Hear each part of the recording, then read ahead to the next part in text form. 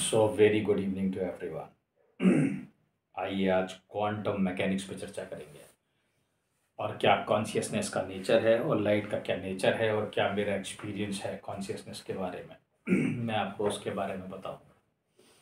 देखिए, अगर जो लोग नहीं जानते हैं उसे साधारण भाषा में क्वांटम मैकेनिक्स फिजिक्स या भौतिक विज्ञान की एक शाखा है जिसमें हम कोई पार्टिकल किन चीज़ों से बना हुआ है इस बारे में अध्ययन करते हैं। उसके सब एटॉमिक पार्टिकल वो कैसे बिहेव करता है, कहीं पर उसका खुद का बिहेवियर कैसा है या उसका खुद का चार्ज कैसा है या वो कैसा है, इस बारे में हम अध्ययन करते हैं। ये चीज़ें छोटी छोटी कैसे बनी है और ये कैसे मैनेज है। ठीक है। जहाँ तक कॉन्शियसनेस की बात है, देखिए, जहाँ तक इन सब साइंटिस्टों ने थ्योरी दी, पार्टिकल के बारे में पता लगाया, चाहे वो श्रोडिंगर हो, उन्होंने अपना वेव मैकेनिकल मॉडल दिया हो, या हाइसेनबर्ग हो, उन्होंने अपना अनसर्टेनिटी प्रिंसिपल दिया हो, सब ने कुल मिला जुला करके लाइट के नेचर के बारे में पता लगाया है। क्योंकि कॉन्शियसनेस भी लाइट है और हम खुद भी लाइट हैं और हम कॉन्शियसनेस का एक पार्ट हैं, इसलिए हम सब लाइट हैं। इसीलिए लाइट को समझना इतना ज़्यादा ज़रूरी है। दैट्स वाई जीसस अगर कह भी रहे हैं कि you are light of the world, तो उसका कुछ मतलब है, और कॉन्शियसनेस लाइट है। ठीक है। तो लाइट का नेचर जब निकाला गया, डबल स्लिट एक्सपेरिमेंट किया गया, उसके बाद पता लगाया गया कि साहब लाइट तो दो तरीके से काम करती है। पहले ये था कि लाइट एक पार्टिकल के फॉर्म में बिहेव करती है, बाद में पता लगा ये वेव के फॉर्म में करती है। जब ये बिल्कुल क्लियर हो गया कि लाइट का ड्यूअल नेचर है और आज की डेट में ये काफ़ी हद तक एकदम ही क्लियर है कि लाइट का नेचर ड्यूअल है, पर ये ऐसे बिहेव कैसे करती है शायद ये किसी को भी मालूम नहीं है। ठीक है। लेकिन बहरहाल ये आगे मनुष्य खोज करते रहेंगे इस बारे में। मैं आपको इतना बताता हूँ कि समझिएगा, जिस तरीके से जो कॉन्शियसनेस है, जो यूनिवर्सल कॉन्शियसनेस है, ठीक है, जो सबकी चेतना है, परम चेतना जिसे आप कह सकते हैं, ठीक है, वो भी ऐसी, वो लाइट है और उसका बिहेवियर भी ऐसा ही है। इसमें थोड़ा सा समझने की ज़रूरत है क्योंकि हर चीज़ एटम से बनी है और आप जानते हैं कि एटम 99.9999999996 इतना परसेंट खाली होता है। ये आंकड़ा मैंने गूगल से अभी देखा थोड़ी देर पहले, मैं आपको सच बता देता हूँ। ठीक है। क्योंकि मैंने ऐसे ही सोचा कि एटम कितना खाली होता है, क्योंकि कारण ये है कि परसों मैं स्पेस के बारे में पढ़ रहा था कि सब जगह स्पेस है। मैं क्या पढ़ रहा था आपको वही बताता हूँ, पता नहीं मैं कौन सी किताब पढ़ रहा था, ये मुझे ध्यान नहीं, शायद मैं योग वशिष्ठ पढ़ रहा था या कौन सी, मैं स्पेस के बारे में पढ़ रहा था। तो उसमें लिखा था जैसे कि मेरी बॉडी है, ठीक है, ये तुम्हें बॉडी दिखाई दे रही है, लेकिन एक्चुअली में ये बॉडी नहीं है, ये इल्यूजन है, क्योंकि ये इसमें सिर्फ स्पेस ही स्पेस है इसमें। क्योंकि जब ये बॉडी एटम से बनी है हम जानते हैं, और एटम का अगर 99.999999% खाली ही है, तो ये बॉडी दिखाई कैसे दे रही है। ठीक है। तो यहाँ पे सवाल यही है, क्योंकि मुझे तो ऐसा लगता है कि ऐसा ना हो कि 99.999 की जगह 100% सब खाली ही हो। ये भी हो सकता है, एक संभावना की बात अगर मैं आपको बताऊं, हो सकता है कि मेरा होना ही मैं एक अजीबोगरीब किस्म की प्रक्रिया से जुड़ा हूँ। कुछ ऐसे संत भी हुए हैं जिन्होंने एटम को जोड़ने और तोड़ने की कला सीख ली थी। वो जुड़ जाते थे और मनचाहा रूप लेके कहीं भी प्रकट हो जाते थे। पुराने ज़माने के देवता योगियों को आप देख सकते हैं। तो अगर हम कॉन्शियसनेस के इस लेवल की बात करेंगे तो प्राणियों में ऐसा ही है। तो अगर आप किसी प्राणी को, किसी वस्तु को देख रहे हैं, जैसे मैं इस कुर्सी को देख रहा हूँ या मैं इस टेबल को देख रहा हूँ या इसको देख रहा हूँ, तो मेरे देखने में कहीं पे कुछ कमी है, इसीलिए मुझे ये टेबल दिखाई दे रहा है। ठीक है। नहीं तो ये मुझे टेबल नहीं दिखाई देता, मुझे लाइट दिखाई देती। ठीक है। कुछ जब, क्योंकि मेरे अंदर कुछ कमी है। जब मैं पूर्ण हो जाऊंगा तो मुझे ये टेबल नहीं दिखाई देगी। गीता के 15वें अध्याय में, 13वें अध्याय में चले जाइए, प्रकृति, पुरुष और चेतना, उसमें भी कृष्ण ने यही बात समझाई है कि जब मनुष्य देखना शुरू करता है तो वो भौतिक वस्तुओं को देखना बंद कर देता है। तो भौतिक वस्तुओं को अगर आप देखना बंद कर दे रहे हैं तो इसका मतलब क्या है? इसका मतलब ये है कि लाइट में ही, जो लाइट मेरे में से जो लाइट निकल रही है, मैं उसी को रिफ्लेक्ट कर रहा हूँ।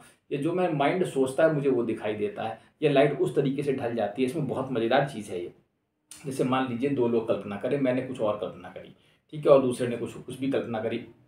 तो ऐसा कहा गया है कि आप जब विश्व में देखते हैं, ठीक है, तो आप अपने विचारों को ही देख रहे होते हैं। आप जो भी कुछ जी रहे हैं, ये माइंड ही आपको बता रहा है, आप वही जी रहे हैं, आप वही देख रहे हैं, आप वही अनुभव कर रहे हैं जो आपने सोचा था। ये कोई नई चीज़ नहीं है। ऐसा ही यूनिवर्सल कॉन्शियसनेस के साथ होता है। वो भी सोचती है, संसार चलता है, ब्रह्मांड बनता है, नाचता है, खत्म हो जाता है। ऐसे ही आपका इंडिविजुअल माइंड है, जो कि एक लिमिट कर दिया गया है जीवा का, जो कॉन्शियसनेस से लिमिट करके बनाया गया, उसने जो जो कल्पना की वो सब कुछ भोग रहा है बैठ करके। आप खुद ही को भोग रहे हैं। इसीलिए मैं कहता हूँ माइंड में सोचने से पहले बहुत बार 100 बार सोच लो कि तुम क्या सोच रहे हो।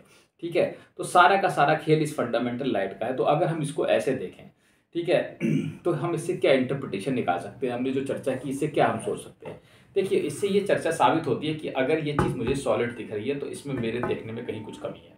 ये फंडामेंटली ये पार्टिकल एटम्स के हैं जो कि अलग अलग थे और वो जुड़े हैं, ठीक है। लेकिन ये इस तरीके से चल रहा है, इसकी स्पीड इतनी ज़्यादा है, कॉन्शियसनेस हर जगह है।